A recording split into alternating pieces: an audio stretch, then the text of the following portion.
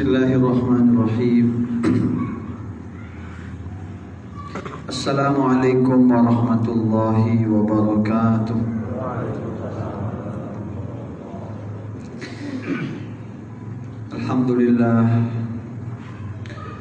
Alhamdulillahilladzi anzala as-sakinata fi qulubil mu'minina liyazdadu imanan ma'a imanihim. Walillahi junudus samawati wal ardi wa kana Allahu azizan hakima. Asyhadu an la ilaha illallah wa asyhadu anna Muhammadan abduhu wa rasuluh. Allahumma salli wa sallim wa barik wa an'im ala hadzal nabiyil karim wa ala alihi wa sahbihi ajma'in. Amma ba'du. Puji syukur kehadirat Allah Subhanahu wa taala. Salawat beriringkan salam untuk baginda Nabi kita yang mulia, uswah, qudwah, tauladan kita semua, baginda Rasulullah Muhammad sallallahu alaihi wasallam. Allahumma salli ala Muhammad wa ala ali Muhammad. Pagi ini kita lanjutkan pembahasan pembacaan kitab Asy-Syama'il Al-Muhammadiyah, bab tentang ma jaa fi haya'i Rasulillah sallallahu alaihi wasallam. Bab tentang sifat malu Rasulullah sallallahu alaihi wasallam. Sifat malu baginda Rasul sallallahu alaihi wasallam. Penulis kitab ini membuka dengan sebuah mukadimah yang kiranya penting untuk kita bacakan dan kita ingat kembali. Al-haya'u khaslatun azimatun wa huwa min syi'abil iman wa huwa khairun kulluhu.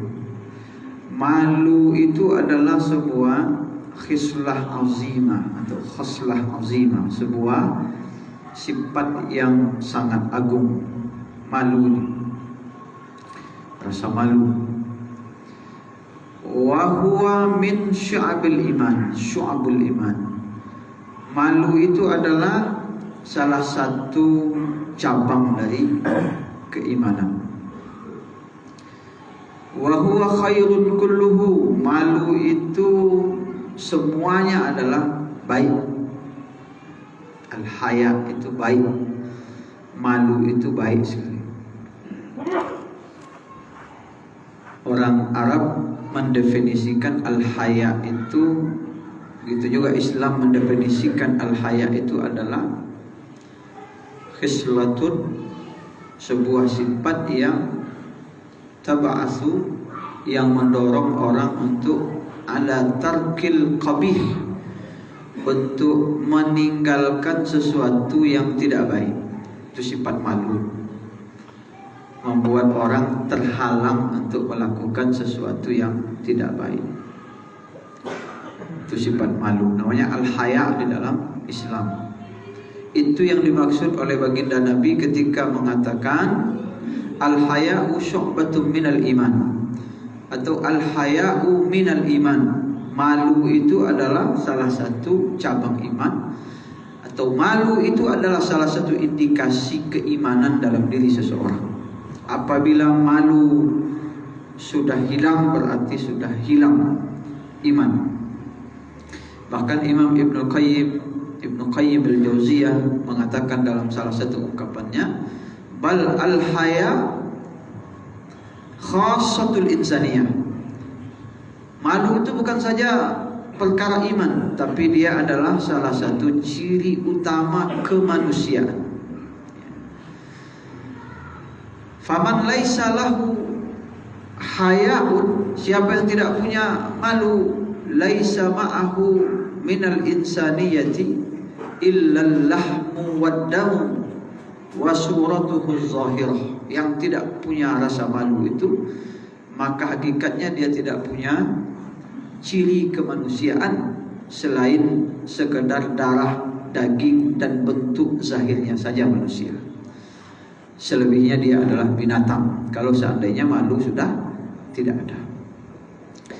Malu menghalangi seseorang untuk melakukan perbuatan yang tidak baik, dan di sisi yang lain memotivasi untuk melakukan hal yang baik-baik.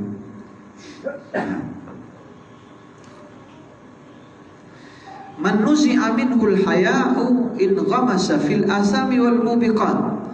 Siapa yang dicabut darinya rasa malu, maka dia akan tenggelam dalam perbuatan dosa dan perilaku-perilaku yang tidak baik dan tercela. Wasufilat wasafulat akhlaquhu, akhlaknya akan jatuh. Wasaat muamalatuhu, muamalahnya dengan orang juga akan buruk. Wa qabuhat tasarrufatuhu, dan akan keji pula perilaku dan tindakan kesehariannya. Maka bicara tentang akhlak malu Rasulullah SAW pada hakikatnya berbicara tentang suatu akhlak yang setiap kita harus punya kalau kita mengaku beriman, bahkan kalau kita merasa sebagai manusia. Nanti kita akan bahas bagaimana musuh-musuh agama ini berusaha untuk menghancurkan keislaman itu dari cara menghilangkan rasa malu generasi kita ini.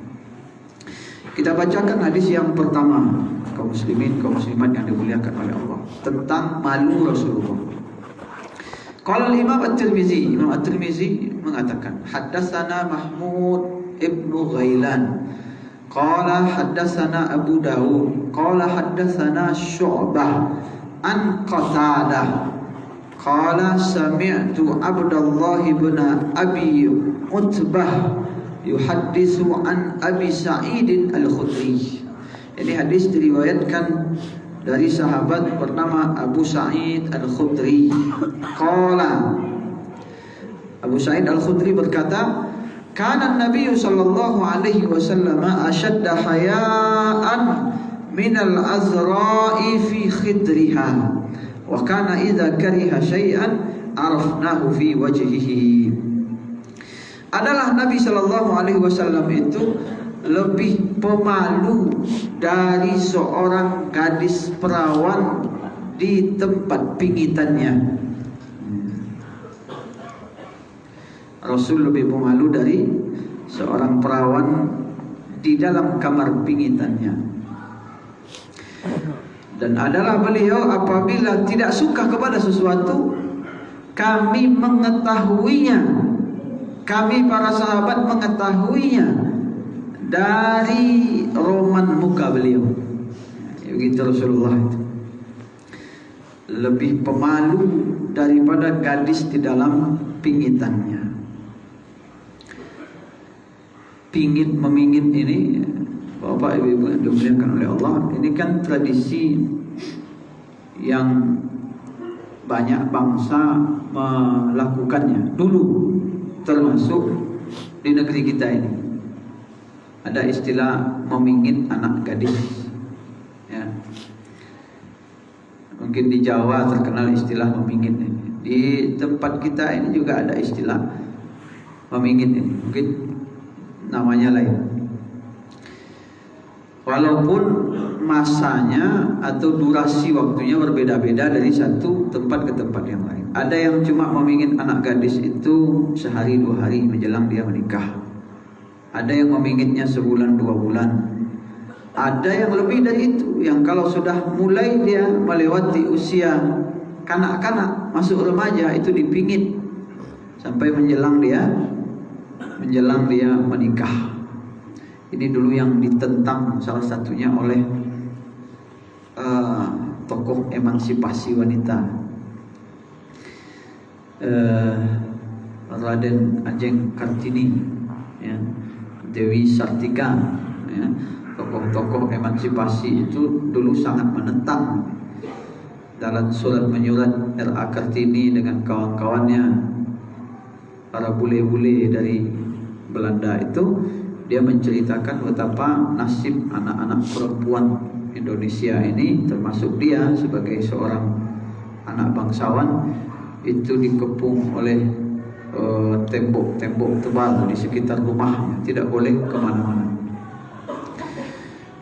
Itu cerita pemingitan ini masuk dalam hal yang sangat ditentang oleh emansipasi. Ya. Walaupun sebenarnya pingitan ini positifnya banyak juga. Di Arab itu juga itu tradisi memingit itu sangat kental. Ya. Dulu, kalau sekarang tidak ada pingit-memingit. Ya. Sekarang tidak ada istilah al-azraq fi khidriha. Ini mungkin kita agak kurang paham maksudnya apa. Perawan di dalam kamar pingitannya. Malunya luar biasa. Dulu perawan itu kalau dia belum menikah, dia beranjak usia remaja, dipingit dia di dalam kamarnya, itu dia untuk bertemu dengan perempuan saja itu malu, apalagi bertemu dengan laki-laki.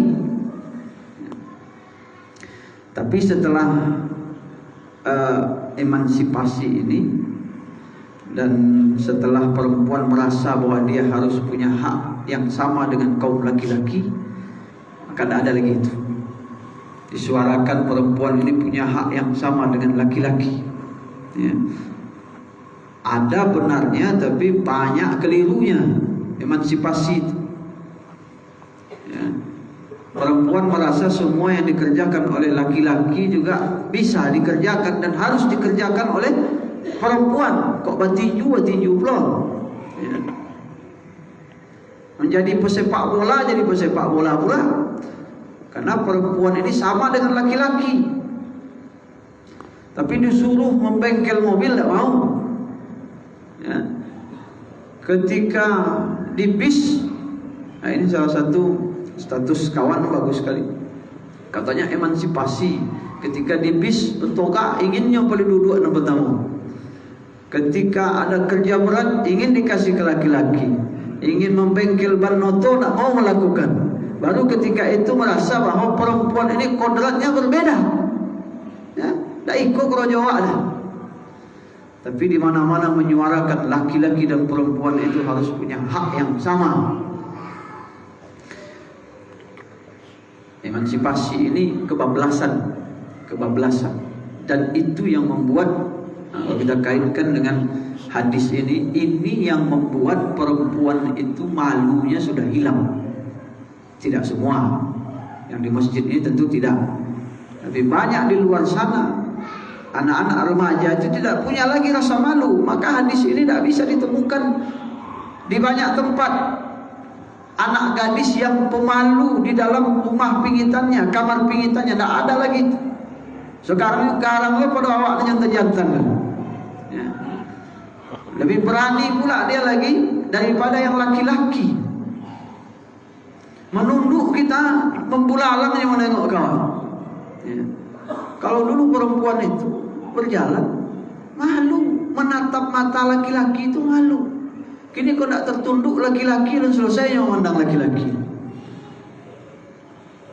Dulu terbuka saja bahagian dari tubuhnya, merah mukanya. Dulu ditanya saja, Leo mau menikah dengan si Fulan, merah mukanya. Tak sampai terjawab oleh dia iya dan tidak. Kalau kini orang kayaknya ditodong, kalau tak dengan si Fulan dan tak akan kawin. Ya. Dan yang harus mencari surang, dan kamu makai ayah dan omak tak kena bela selero den. Ya. Pakaian dibuka ke mana poi. Jadi tak ada gadis perawan yang pemalu di dalam kamar pingitannya itu sekarang susah mencarinya lagi. Maka di sini dikatakan oleh penulis ini ketika mensyarahkan hadis ini, waqad taghayyarat hadhil fitrah. Sudah berubah fitrah ini. Fitrah perempuan itu kan malu. Ibu kalau anak-anak gadis sudah tak malu lagi, sudah rusak fitrahnya. Ajari dia rasa malu. Ajari dia rambutnya itu harus malu nampak oleh orang. Jangan bawa-bawa nanti sampai tua merasa rambut ini bukan sesuatu yang harus dimalui ketika nampak oleh orang. Ya. berubah fitrah ini fi hadzal zaman, di zaman ini. Kenapa? Ada beberapa sebabnya. Pertama disebutkan di sini, kita setuju atau tidak setuju ini terserah kita. Yang pertama, at-ta'limul mukhtalit fi suhufil ula fi katsir minal mujtama'.